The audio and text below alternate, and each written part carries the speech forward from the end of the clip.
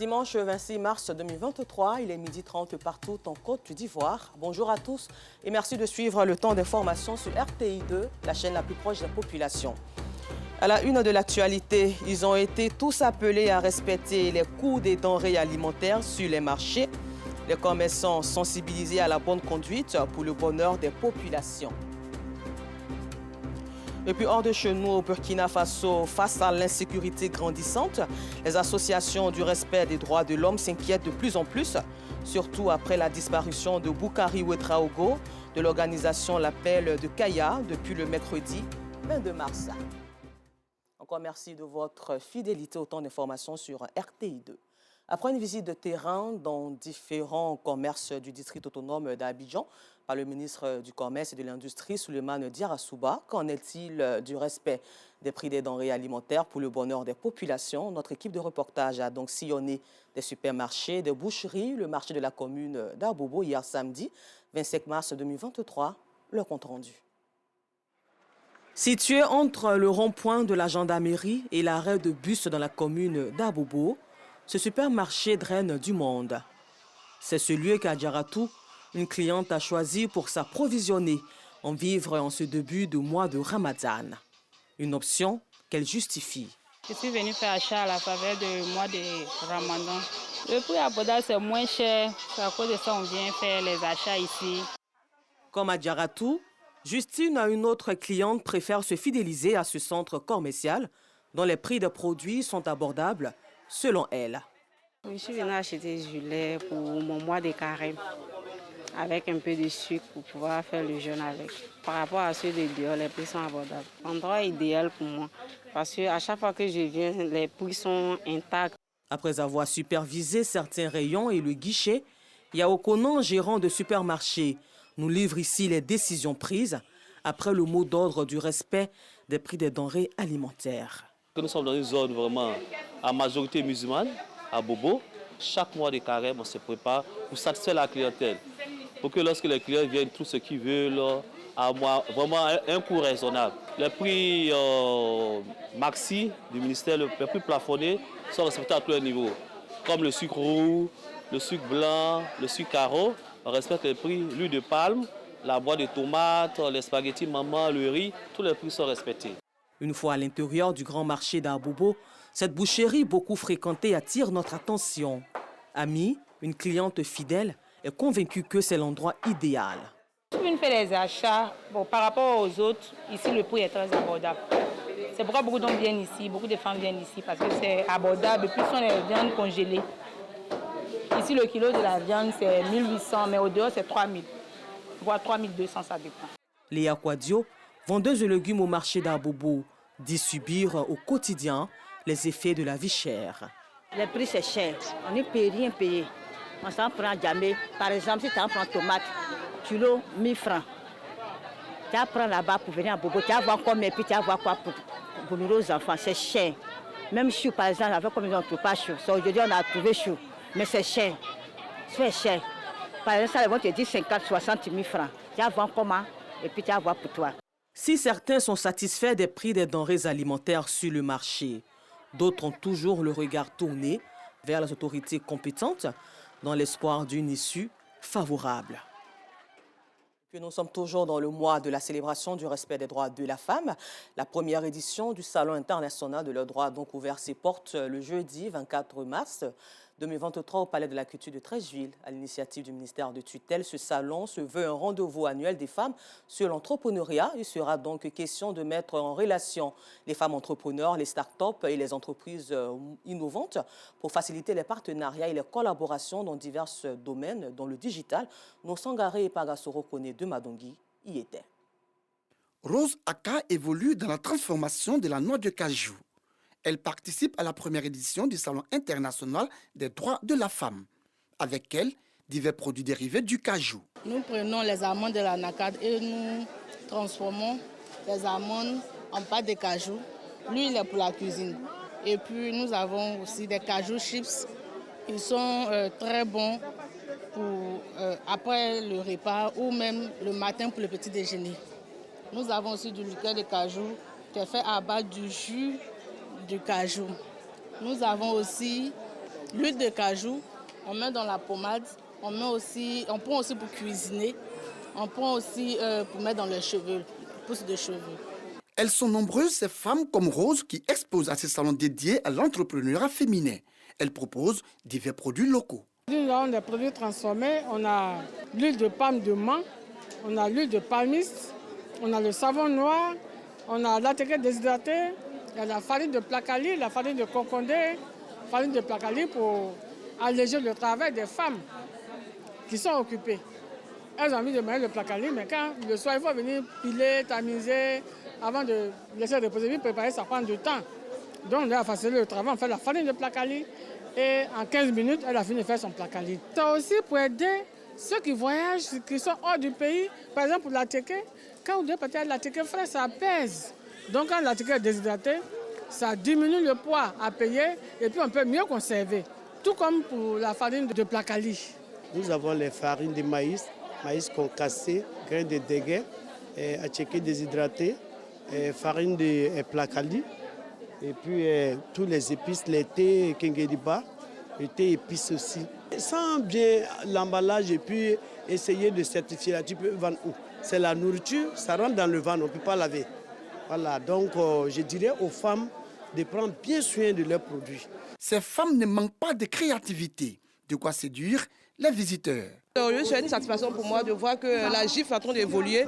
Avant, on s'entendait avoir des festivités, des danses et tout ça. Mais aujourd'hui, il y a une belle innovation. Nous voyons des femmes qui sont dynamiques, des femmes entreprenantes, des femmes qui ont de la créativité. Elles ont juste besoin d'un minimum de soutien pour pouvoir booster leur travail, pour qu'elles puissent créer à leur sein aussi des entreprises. Ça me fait vraiment plaisir aujourd'hui de voir des produits ivoiriens, purs ivoiriens.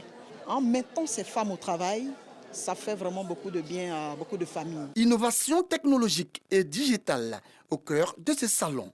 Une thématique que Hermine s'approprie. Elle s'est spécialisée dans la vente de produits dérivés des champignons. Pour booster ses ventes et accroître son chiffre d'affaires, elle utilise le digital. C'est donc sur les réseaux sociaux que Hermine enregistre le plus grand nombre de ventes. J'ai connu les réseaux sociaux en 2020, lorsqu'on n'avait plus accès à nos clients. Dans le contexte de Covid, les enfants ont commencé à mettre les images de mes produits sur Facebook et tout ça, et nos ventes ont augmenté. Donc on a décidé de se former grâce à la Chambre de commerce. On s'est formé et on utilise aujourd'hui les réseaux sociaux pour pouvoir promouvoir nos produits. Initié par le ministère de la Femme, de la Famille et de l'Enfant, le Salon international des droits de la femme se tiendra sur 2 jours. Outre les expositions, il sera meublé par des panels, des conférences et des rencontres B2B. D'Abidjan, rendons-nous tout de suite à Paris pour être aussi témoin de la 2e édition du Salon du Livre africain de Paris, qui a eu lieu du 17 au 23 mars 2023 au sein de la mairie. Des œuvres littéraires africaines mises en lumière sur les bords de la Seine avec en ligne de mire la valorisation surtout de la pluralité littéraire et surtout la bonne collaboration entre les continents. La Côte d'Ivoire était dignement représentée. Le reportage de l'auteur et journaliste Afisata Karamoko Dosso est commenté ici par Maïssa Kogei. Paris, 6e arrondissement. La grande salle de la mairie a abrité le Salon du Livre africain de Paris, une rencontre de partage de civilisation. L'idée de ce salon, c'est de faire des passerelles, de créer des courants et de faire en sorte que les auteurs africains de talent puissent venir présenter leurs livres et de faire en sorte que cette littérature africaine qui est en plein essor puisse avoir une fenêtre dans un endroit aussi magnifique. Nombreux, ces éditeurs et auteurs africains à effectuer le déplacement pour cet événement littéraire. Il nous a paru normal d'être présent cette année. Les impressions sont bonnes. On a l'intention de profiter des rencontres que nous pourrons avoir avec les partenaires potentiels qui seront là disponibles. Ce salon, tout comme d'autres salons d'ici et même d'ailleurs en Afrique, sont ces espaces privilégiés pour que, ensemble, on puisse mener le combat du décloisonnement de l'Afrique à travers les œuvres littéraires et ses auteurs. C'est un honneur pour nous en tant qu'auteurs ivoiriens de participer au salon. Nous souhaitons participer davantage à la promotion du livre en Côte d'Ivoire, en Afrique et dans le monde entier. Occasion pour l'ambassadeur de Côte d'Ivoire en France, également écrivain, de faire une dédicace. J'ai le bonheur de dédicacer 2 de mes ouvrages. Le fils de la femme mâle, publié pour la première fois en juin 1993, Grand Prix littéraire d'Afrique noire.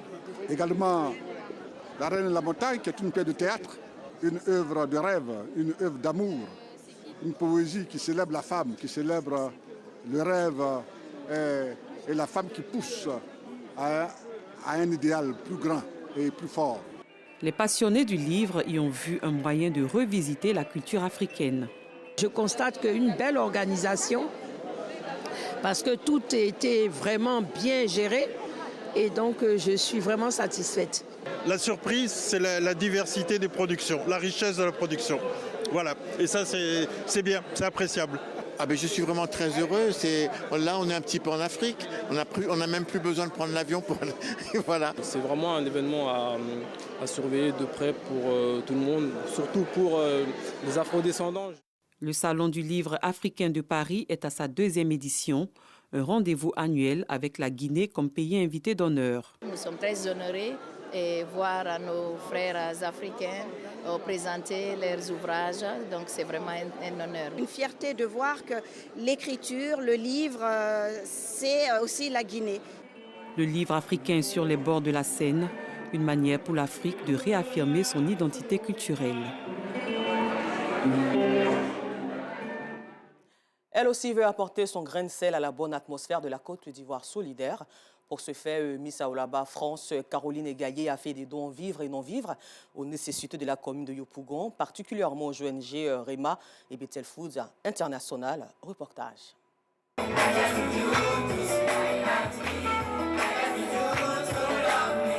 Des sacs de riz, de l'huile, des produits de première nécessité, plus la somme de 250 000 francs CFA. C'est le don reçu par les pensionnaires de l'ONG REMA, Yopougon-Selmer.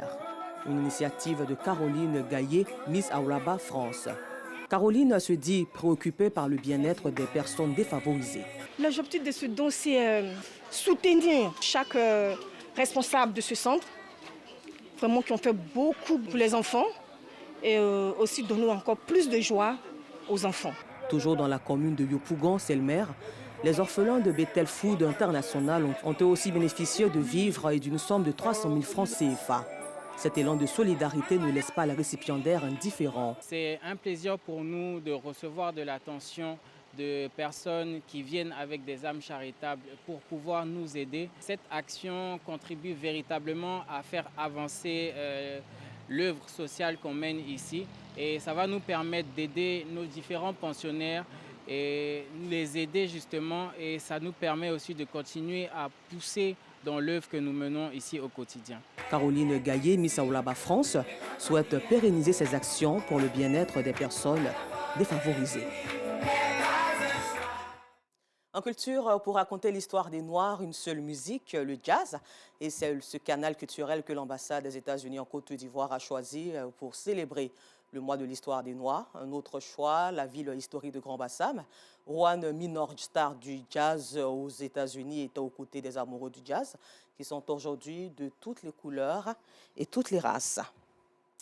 Nous vous le disons en titre, hors de chez nous, au Burkina Faso, l'inquiétude des défenseurs des droits de l'homme est grande depuis la disparition d'un membre de la société civile de Kaya, dans le centre-nord du pays. Les proches de Boukari Ouedraogo de l'organisation La Paix de Kaya sont sans nouvelles de lui depuis mercredi 22 mars 2023.